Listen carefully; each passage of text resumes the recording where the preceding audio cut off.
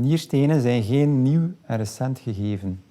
Zo heeft men bijvoorbeeld in Egyptische graftombes, die dateren van 4800 jaar voor Christus, nierstenen teruggevonden. Er iets 400 jaar voor Christus gaf Hippocrates het advies aan zijn niersteenpatiënten om meer water te drinken. Tot het begin van de 20e eeuw waren er twee belangrijke types van nierstenen, namelijk de urinezuurstenen bij de gegoede burgerij en anderzijds de fosfaatstenen, zijn de infectiestenen bij kinderen. Echter, met de toenemende industrialisatie, toename van de welvaart, hebben we gezien dat er een sterke toename is van het aantal nierstenen en dat het type niersteen is veranderd naar vooral calciumoxalaatstenen. Men kan zeggen dat er eigenlijk een globale toename is in de incidentie van nierstenen, actueel maal 3 in vergelijking met 1945. Minstens 10% van de Belgische bevolking doet ooit een niersteenepisode in zijn of haar leven en 1 op de 1000 mensen wordt per jaar gehospitaliseerd omwille van deze pathologie.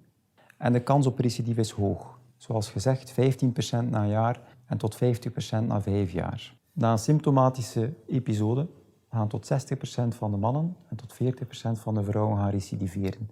Dus naar schatting lopen er in België 500.000 à 600.000 mensen rond met recidiverend niersteenlijden. Obed is dus niet de enige in België met nierstenen. Als we nu eens gaan kijken naar de prevalentie van nierstenen in de verschillende landen, dan kunnen we zien dat er een grote variëteit is qua prevalentie.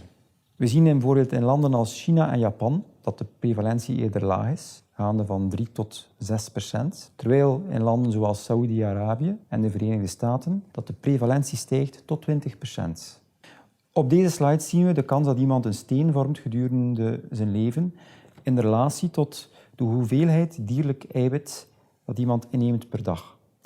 En we zien zoals op de vorige slide dat de kans het laagst is in landen zoals China en Japan, waar er weinig dierlijke eiwitten worden gegeten, maar naar gelang de inname van dierlijke eiwitten toenemen, zien we een hogere prevalentie van nierstenen.